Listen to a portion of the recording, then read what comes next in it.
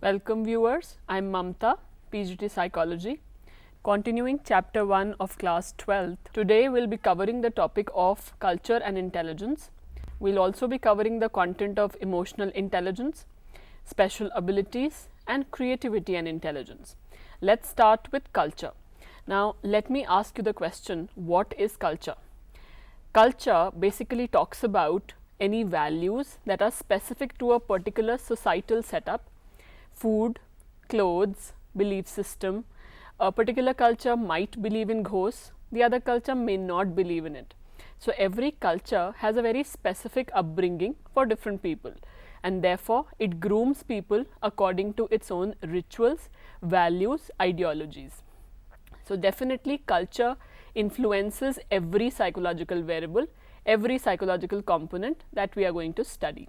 Now let's talk about the two extremes of culture. We have Western culture and we have Indian culture.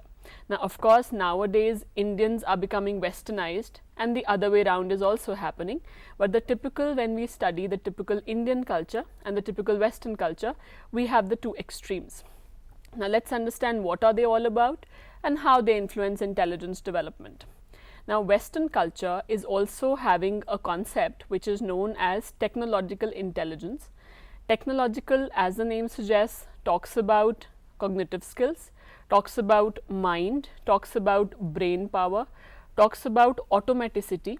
So if I am using computer, that is obviously a part where my brain is functioning in accordance with automatic functioning. I don't have to put in any effort. I am given a project, I look up on Google, I search for it and I make a project, a PPT, as simple as that. So that involves minimal moves, therefore I am not making any movement, sitting there having all the data at my exposure. I am trying to understand it immediately. There is no wait, no delay, no hard work, no understanding. Everything happens very quick. This is minimal moves. I understand how to relate concepts, how to generalize concepts, but of course my thinking is limited to that area only. I may not be able to use my emotions, I may not be able to use my values. So this is where technological intelligence has a very strong cognitive component, but yet it fails when we talk about the social and emotional setup. Look at Indian perspective. This is what we call as integral intelligence. Now in India, we have families, large family setups, we have relations, we have bondings, we have get-togethers, we have emotions which are attached, we have attachments, as against the Western culture where it's a very individualistic culture. It only focuses on the person and his achievements. Our culture focuses definitely on bondings, relations. So here we are going to have emotions and society as a very important component. Don't you think so? When we mention this term, what will people say? We are talking about emotions of other people, societal values and norms. So this is where intelligence gets affected, and this is where we bring in the concept of buddhi. This concept was given by J.P. Das, a great psychologist who primarily focused on social competence and emotional competence. Now there are 4 characteristics of buddhi, there are 4 kinds of competence which combines the technological intelligence also. But the best part about Indian aspect is it's a very holistic intelligence development, because when we talk about India, we are talking about all the components, not just thinking but also emotions. This is the reason why Indians are valued abroad. Okay, let's look at the 4 components. Cognitive capacity is the first one. So this is exactly the same what technological intelligence deals with: mind, thoughts, problem solving, mental processes, all of it. Second is social competence. This is where integral or buddhi comes into picture. Why do we call it integral? Because we are combining all the 4 components and we are giving a holistic picture to intelligence. So social competence talks about if you see a blind person walking on road, will you not want to help him out? If you talk about people who are old, would you prefer to leave them in an old age home, or would you prefer to bring them up and be with them and spend time with them, especially if you talk about your grandparents? That is social competence. Societal values. Emotional competence, when you spend time in relations, when you invest your energy in relations, when you help out other people, when you respect the other people. The concept of saying namaste, or the concept of touching and bending and touching the feet of elders, that is all about emotional competence, where we give importance to the emotions of the other person as well as of your own self. Last is the entrepreneurial competence. Now this is a business related aspect. Now when we talk about work, we talk about small scale industries, we talk about self-financed industries, where people are getting together collectively and having their enterprises. This is an example of entrepreneurial competence. Let's look at the next content, which is emotional intelligence. Now let me ask you this question.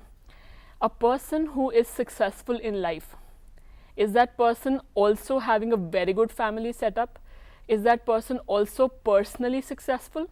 The answer may not be affirmative, because if you are focusing all your energies on your work, you may not have the time to deal with your emotions and the family. This is what we are talking about, the feeling side of intelligence. Let's look at the definition.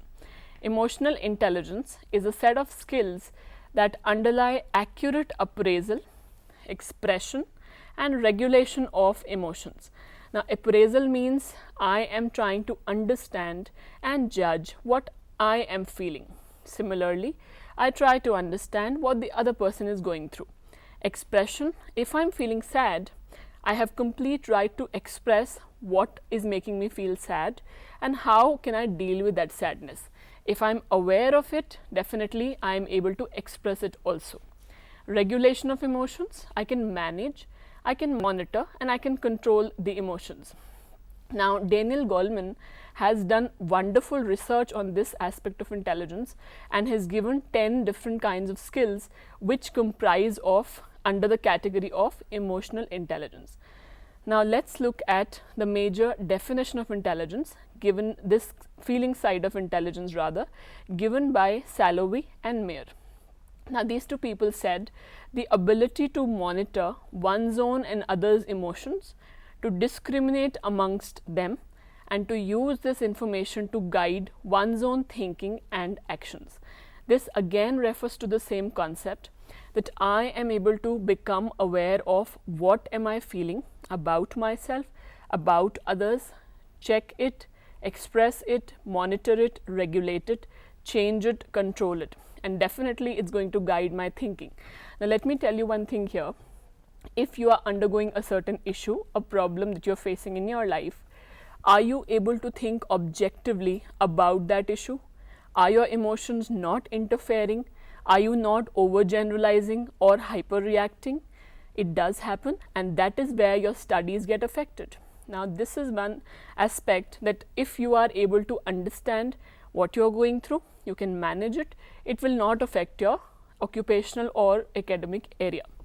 Now to measure this, psychologists have talked about the concept of EQ. Like we have the concept of IQ to measure intelligence. To measure emotional intelligence, we have the concept of emotional quotient.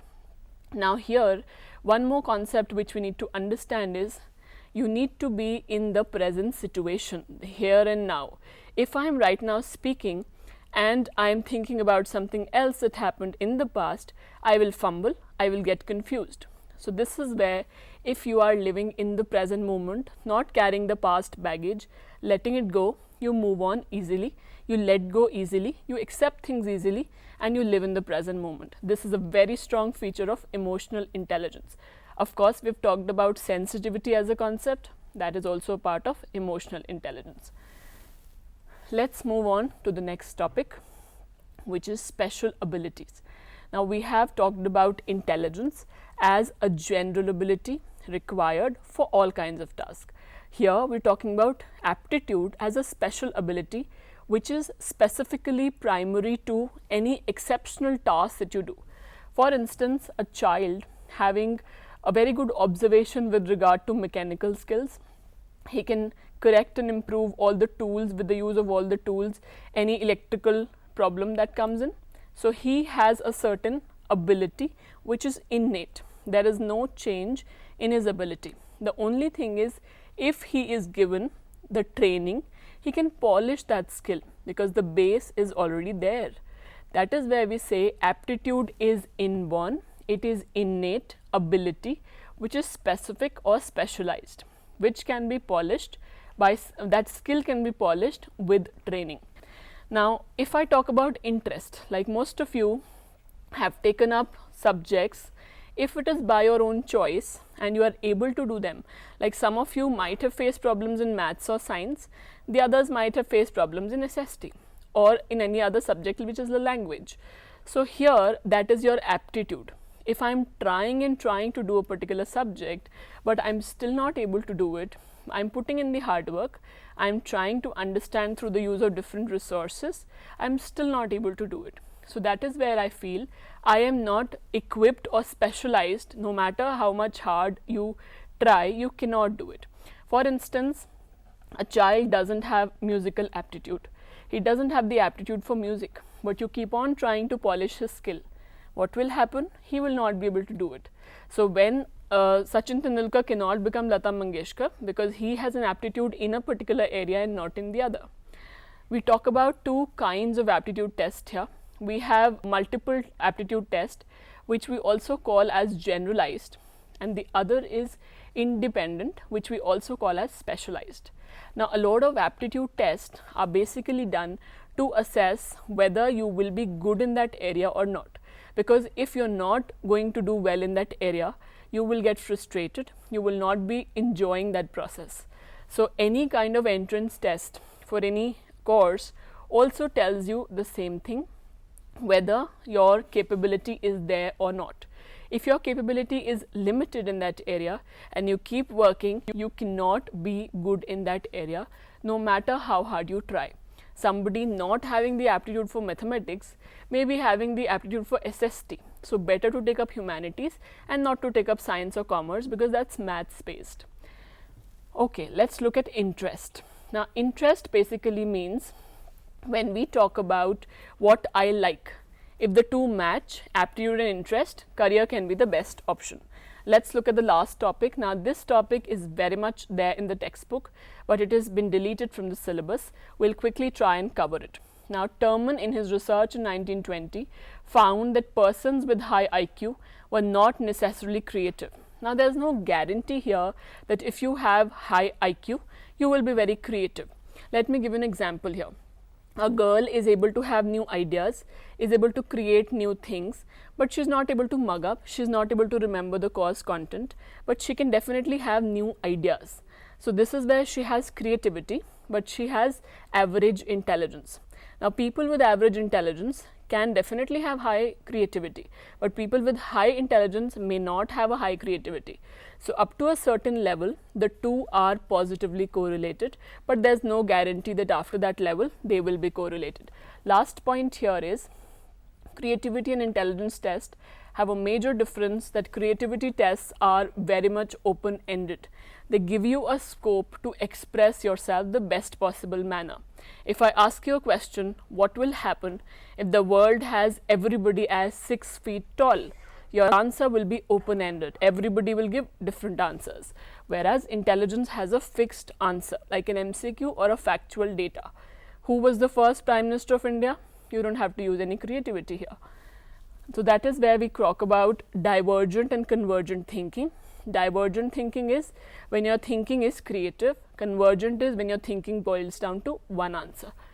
Okay, let's summarize today. We talked about the major topic of culture, how it relates to intelligence.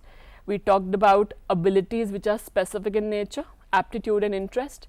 We talked about creativity and intelligence, and of course we talked about how emotions play a role in intelligence. We wind up for today. Thank you.